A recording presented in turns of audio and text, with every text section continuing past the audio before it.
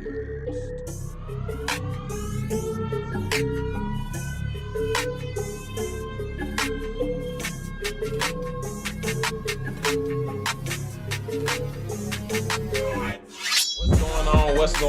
going on, ballers? Welcome to another episode of the Beyond the Ball podcast. I'm your host, Jonathan Jones, and today we have a gentleman that I had the pleasure of meeting through a good mutual friend. He goes by the name of Brandon Kitchen, so shout out to BK for this connection, man. But without further ado, I want to welcome in Mr. David Bolisomi. Yes, sir. Yes, sir. Okay, there we go. Mr. David Bolisomi. He's half of the Key Squared podcast. Absolutely. Former TCU alum. Yes, sir. And Horned Frog football player. Yes, sir.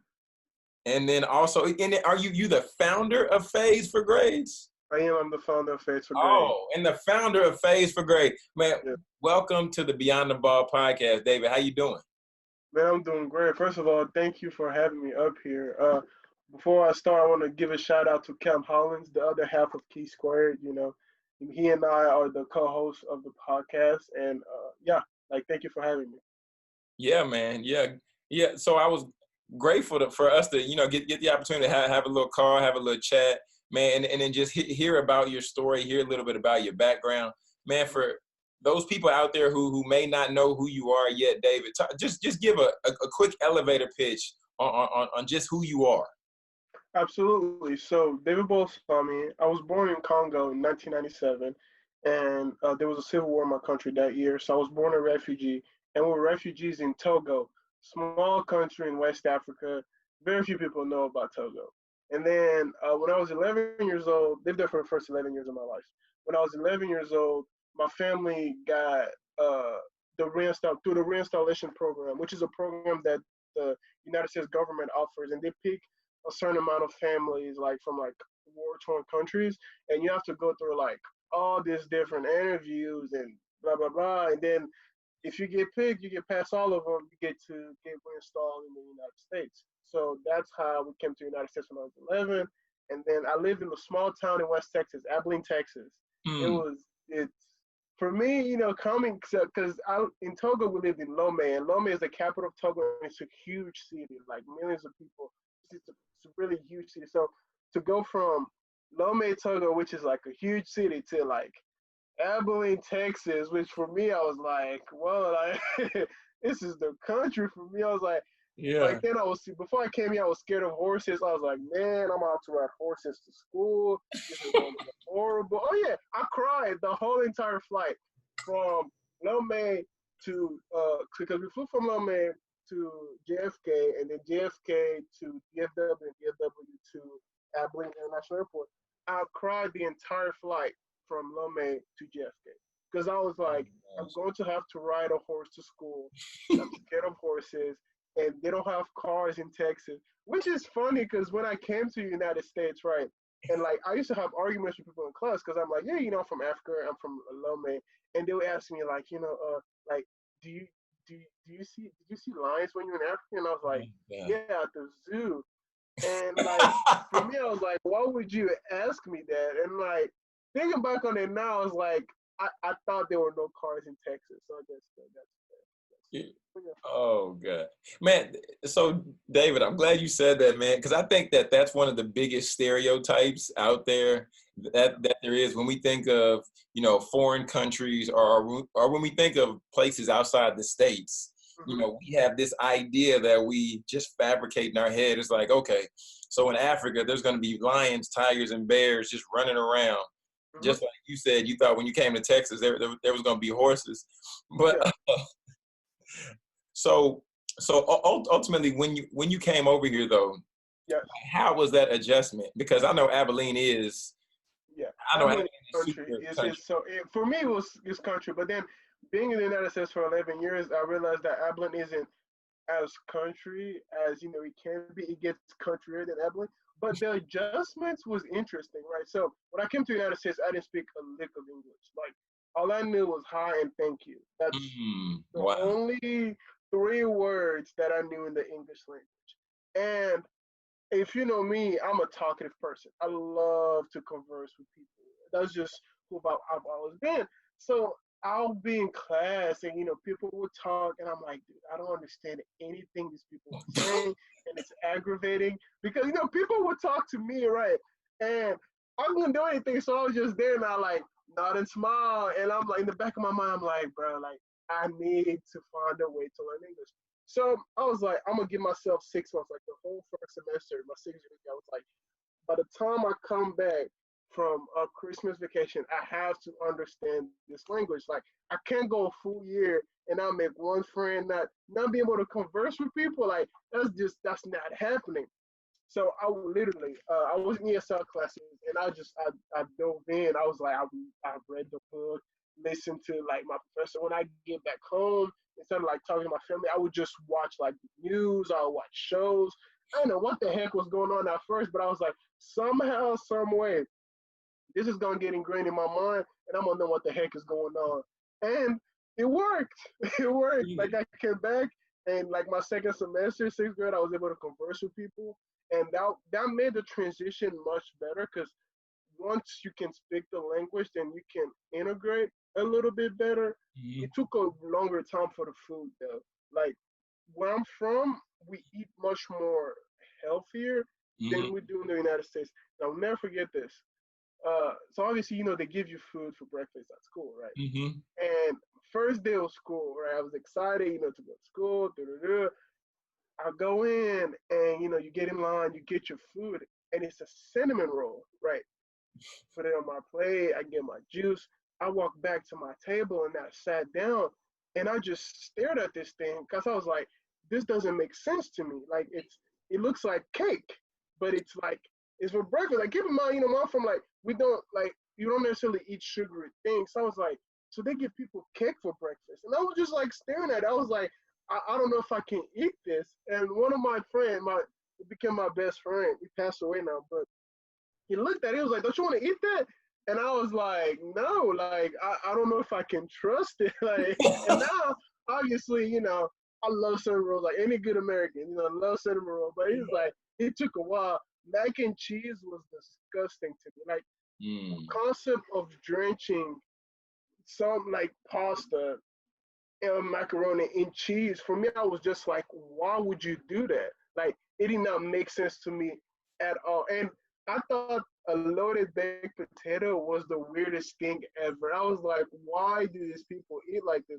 But now, I'm American, and like, I love those things, and it was not as good. But like, at first, I was just like, man, like, people eat weird in the United States. Like, it doesn't make sense. It's so weird. So how did you, like, what got you to the point of trying those things? Because if you're looking at it and you're like, what is this? This isn't normal. Like, how did you get to the point to where you're like, let me actually try it? That's a very good question. So, and that's where I think, like I told you, I'm very people oriented. Like people matters, right? Mm-hmm. So I made great friends, and they made the, I guess, integration process easier, right? Like it was obviously they understood that like this looks weird because they could tell that by my face, but they were like, like they babied me into it. Like they were like, explain to you, like, how does it taste? And I'm like, I don't know if I want to try that, but then, I'm a curious cat. Like I've always been curious. So I was like, I guess I'll try a little bit, and then, well, I live in the country for so long, and obviously, that's one of the reasons I started playing sports because I was like, if all I do is hang around people, that are like me, that are from Africa, that don't speak my language, then I'm not necessarily going to get the full experience. And, you know, playing sports, helped me discover essentially what I thought America was, right? Because, like, on the team, there was a type of people from all different, backgrounds and all that. So I think that would give me like a much more holistic view of like what it means to be a quote unquote American. And that's how, like, try things little by little. And then, as weird as American food was to me, his Mexican food was just as weird. I was like, what is that? Like, so, but, I have friends on the team that are Mexican and, they bring food from home. And I'm like, what is that? Like, what is an enchilada? Like, well, why does it look like that? And then, like, no, they'll come try it and they try it. And I'm like, this is freaking amazing. And now I want to eat that. So Delicious. it was, being around people, talking to people, and people that are very much different from me, that have a different background than me, is the integration process for me. Mm. Yeah, yeah, man. I mean, I see that as being super true because one of my best friends, and I consider him to be a brother now. His name is Chibuzo, and he's Nigerian. Hmm. And the first time I really was introduced to fufu, introduced to Yes. food, uh, Yeah. and and then the rice with the stew and all Yeah. that was when I actually went to Houston and I visited his family. And Hmm. then like I know when you go over there, it's Oh like yeah. get a plate, and I'm getting a plate. I put a decent portion of rice and I put some stew on there, and then mom's like, "What are you doing? What are you doing? That's why you're so skinny. That's why you're so Easy. eat. You must eat." Exactly. And then she started just packing it on there, and then that was when I began to really try some things that wasn't necessarily like the norm for me. So just to your point, I Yeah. think that's one of those things that brings people together. I think it's sports and I think it's food because Absolutely. because think about it, like David, you and me, Hmm. we can come from two different places in the world, and then if we're both Cowboys fans, on Hmm. Sunday when the Cowboys are playing, we're going to be yelling and we're going to be screaming for the same team. After the game's over, yeah, we have our differences, whatever they might be. But still, it's like those two things I think really unite people and I think unite cultures more than No, anything. I agree with you 1,001%. It's funny you said this because, like, not too long ago, one of my good friends, I'm actually going to be a best man at his wedding. His name is Nate Guyton. Nate Guyton is a Caucasian male from from Atlanta, Georgia. Nate Guyton come from a family of, higher socioeconomics. Me and Nate background totally different. We come from two different worlds. But me and Nate lockers are right across from each other. Mm. All 4 years at TCU, like I've known Nate. All 4 years at TCU, I've taught Nate. Me and Nate, obviously we have similar values, but we see the world from two different spectrums in some instances. But because of sports, because of how like me and Nate, we bled, sweat, cried, everything together. Like there's a bunch of topics, obviously that a controversial topic. I'm able to go talk to Nate. I know he doesn't see how I see it, but we're able to have a conversation at it and give me insight. Okay, this is how the other side think, and it's respectful. And at the end of it, whether we agree about it, whether we disagree about it, we know it's all love. We go about it, but we would never even have had that opportunity without sports. It was just it's something that brings people together, whether right, wrong, or different. That's what sports do, and also for the food part, like what Chibuzo, your friend Chibuzo did to you. I did that to my friend. Like I remember one of my good friend Cam Holland, who we do the podcast with.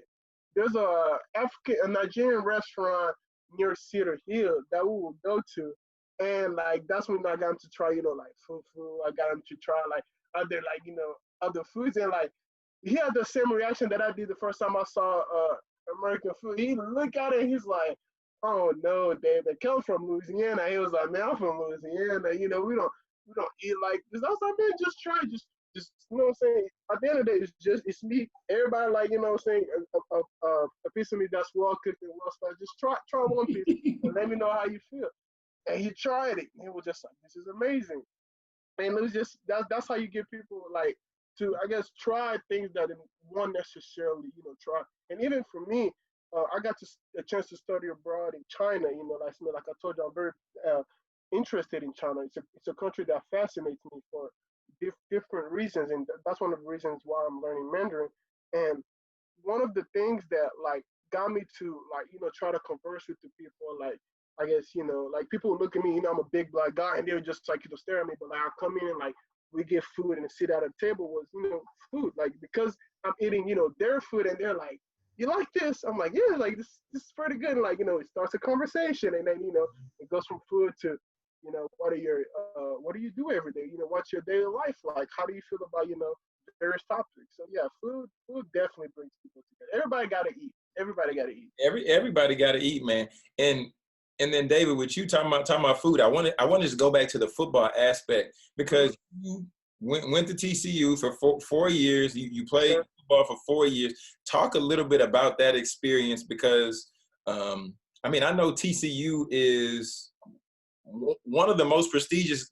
Well, I mean, I would say TCU is easily one of the most prestigious schools in Texas. But then even across the country, the name TCU is recognized just for, you know, professionalism, for quality of education, even for the football program. Just talk a little bit about that. Absolutely. You know, TCU is a I would say a wholesome institution, right? It's not just about sports. It's not just, I mean, it's a well-rounded school, right? From like the faculty and staff to also, you know, the sports teams that we have. And I'll say coming to TCU, one of the best, you know, decisions that I've made in my life. And not just because of the football part, but because of the communal aspect of TCU. And I'm a firm believer you get out of things what you put in, right? So with that being said, is it easy for people to integrate, especially, you know, African Americans or people of minorities at PWI? Absolutely not. It's not. I mean, you walk in the classroom. And for me, I graduated with a combined my bachelor's in combined science, biology and psychology. In my biology classes, the first time, you know, when it came to group, you know, study session and all this, people didn't want to study with me at first. I remember my microbiology test, right? Before the first test, you know, people would talk about, you know, coming together and studying together. And obviously, you know, I'm the big dude, you know, that's on the football team, and they didn't want to study with me. We get grades back from the first test, and, you know, they asked me what I made, and, you know, I did pretty decent. I think it was like, what, 35% of the class that even passed the test. I did very well on the test. Now, you know, they want to study with you. So obviously, you're going to have those essentially, I guess, microaggressions that comes with being at a PW. Yeah, but I do think that I'm a guy. I'm always gonna put my best forward up first. Now, if you cross me, I'm not gonna forget it. But I'm gonna put my best forward first, and then, you know, go along with it. And I think TCU has done a tremendous job, at least for me, in my experience, helping me, you know, get through places that I wouldn't necessarily have gone through. Like I said, I got a chance to study abroad, go to China.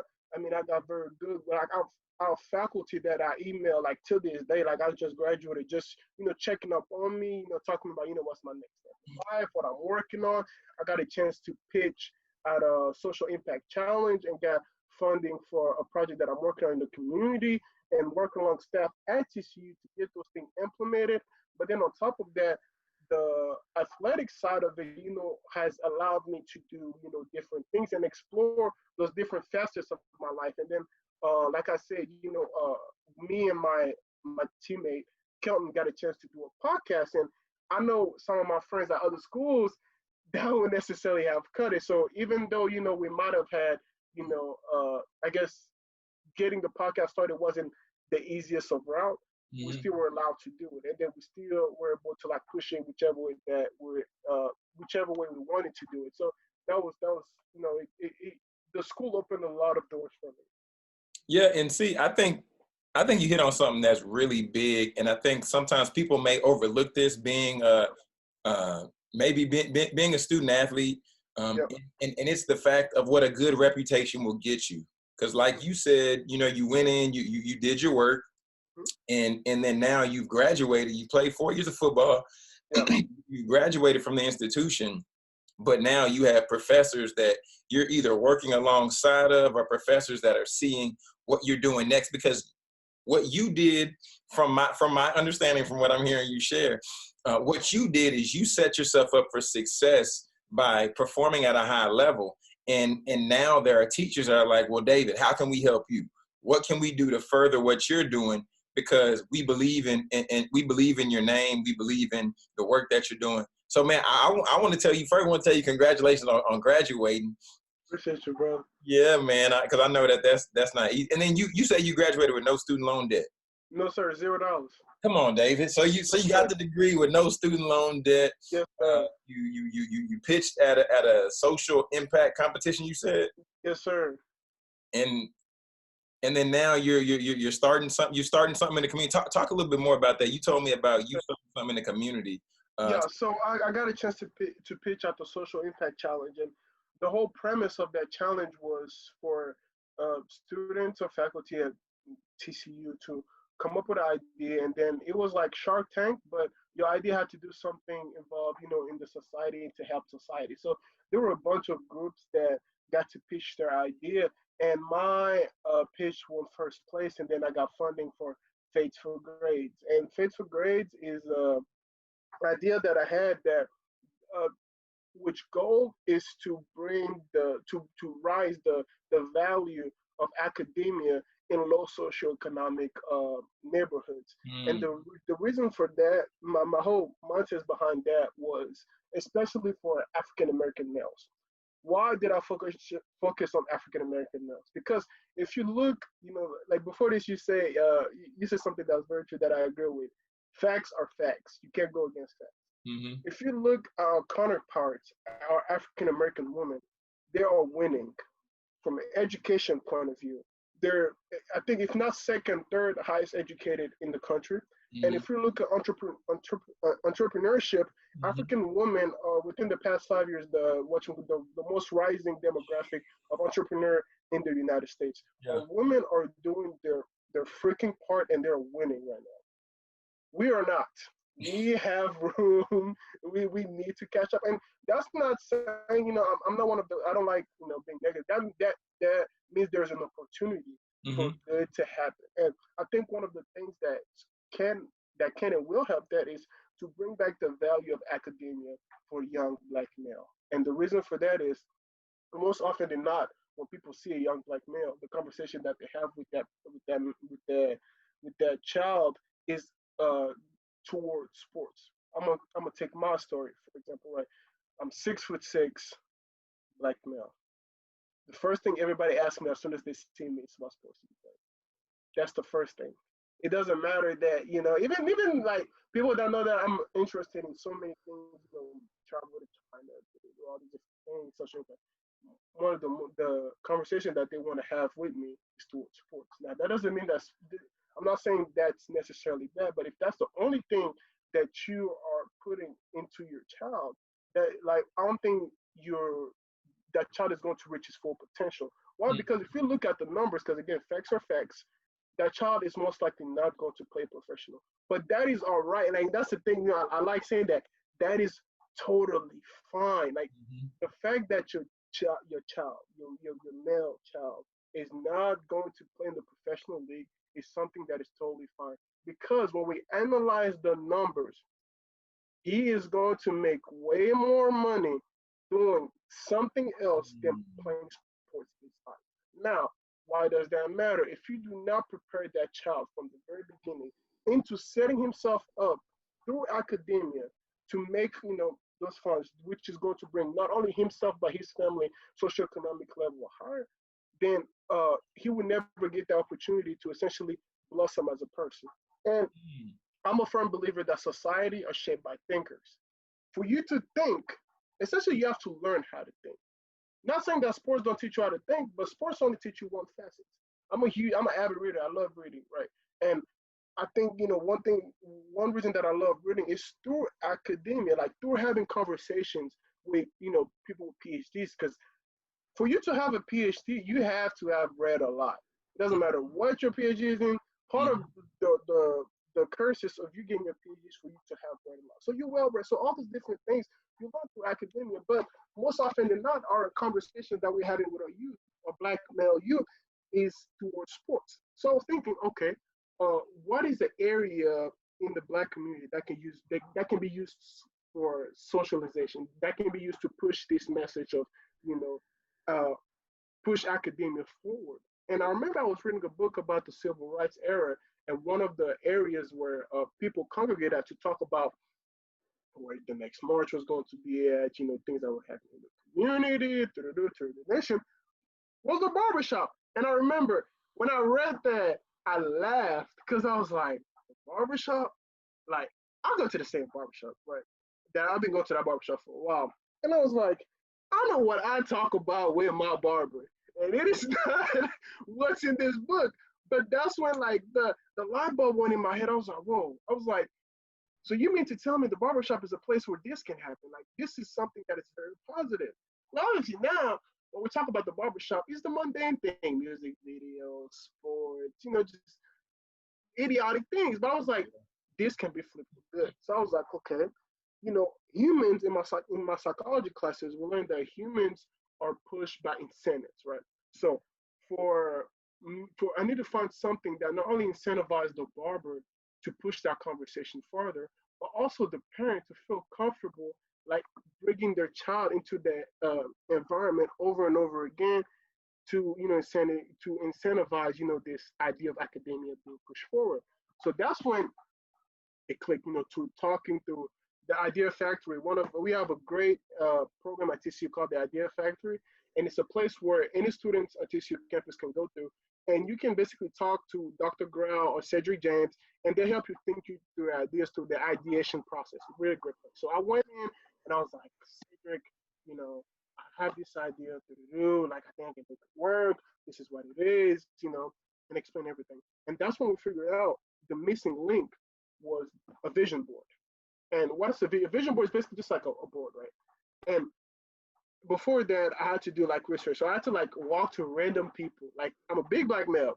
Walk to random people in Hewlett Mall in Fort Worth, Texas, was like anybody that looked like they may or may not have a child. So if you look like you was somewhat of childbearing age, I walked up to you and I was like, like ask you like various questions about, like who do you trust with your child? How do you feel about barbershop? Other different questions because I wanted to find out, hey, how often do people switch barbershop? Which I found out that in the black community, we're very loyal to our barbers. Like the only reason you switch your barbers if some drastic had happened. Either that barber has to have died, the place burned down, like something drastic.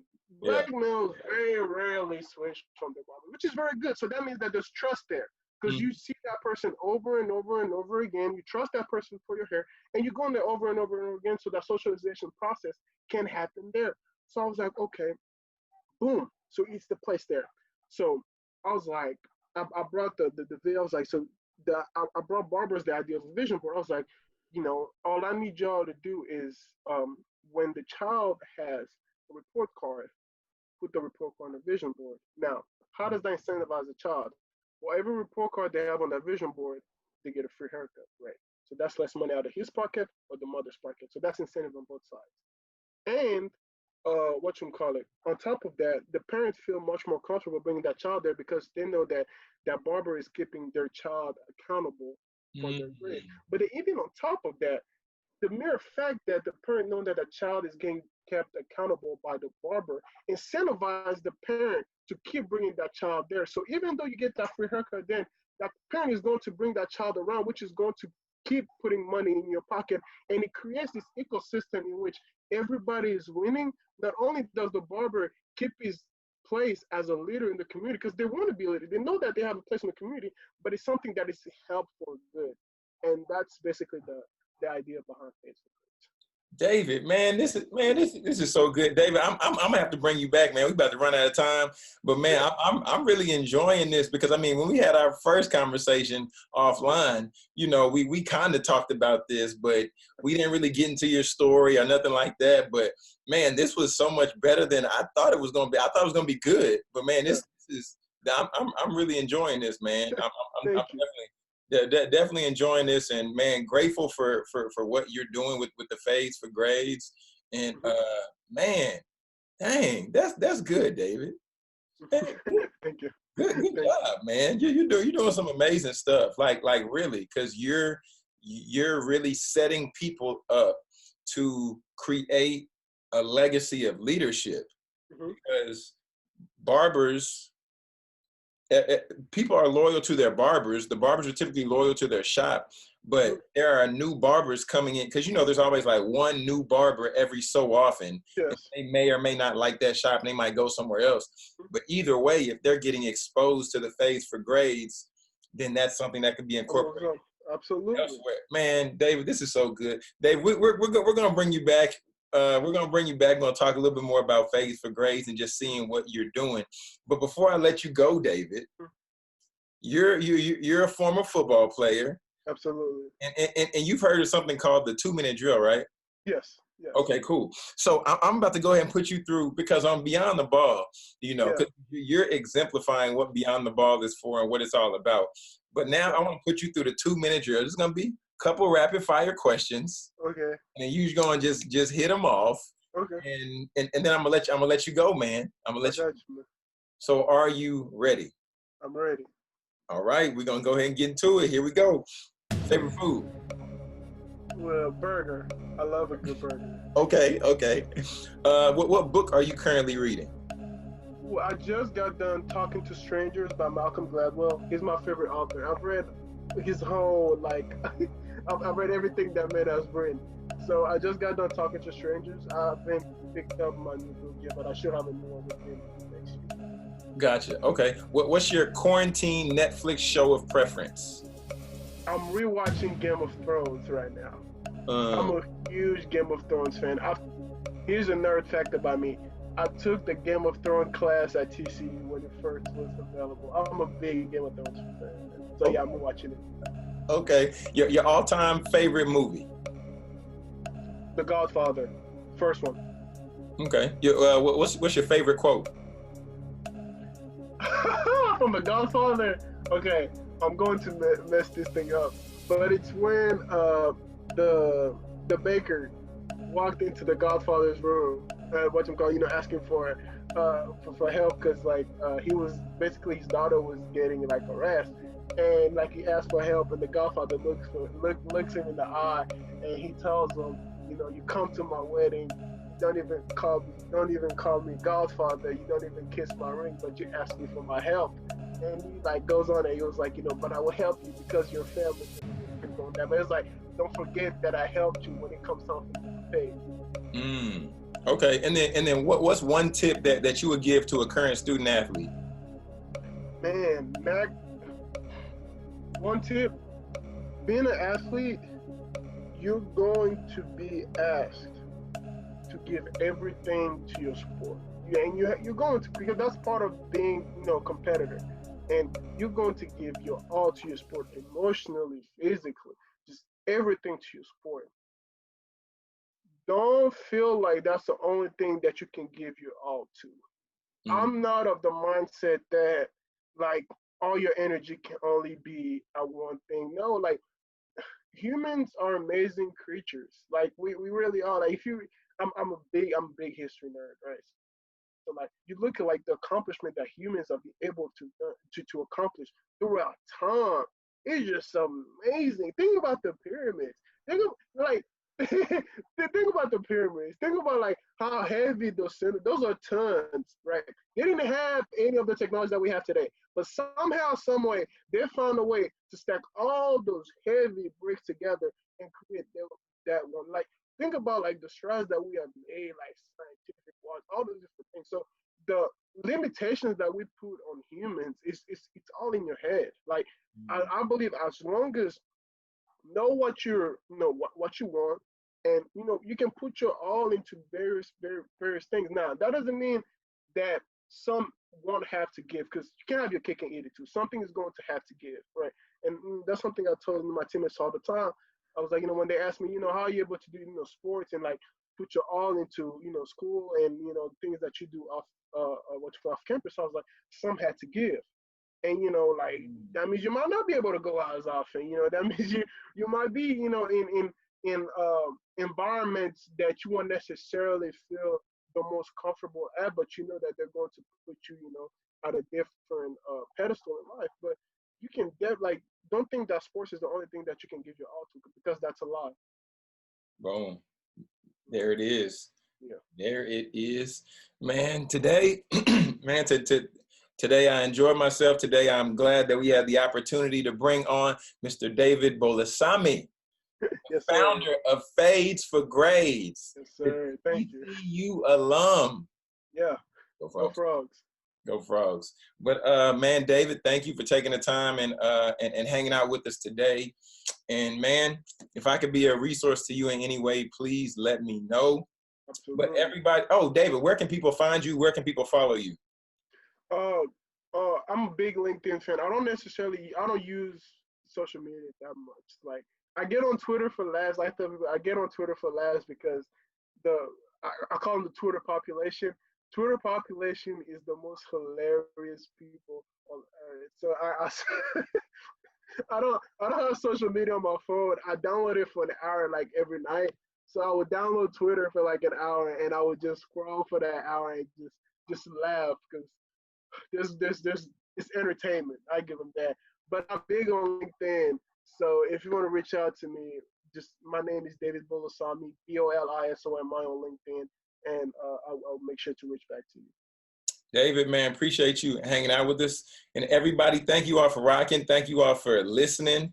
All the ballers out there, be sure to connect with us on Instagram at Go Beyond the Ball, and then rate, review, and share the podcast.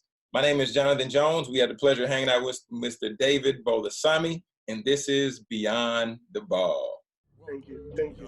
Appreciate it. Podcast.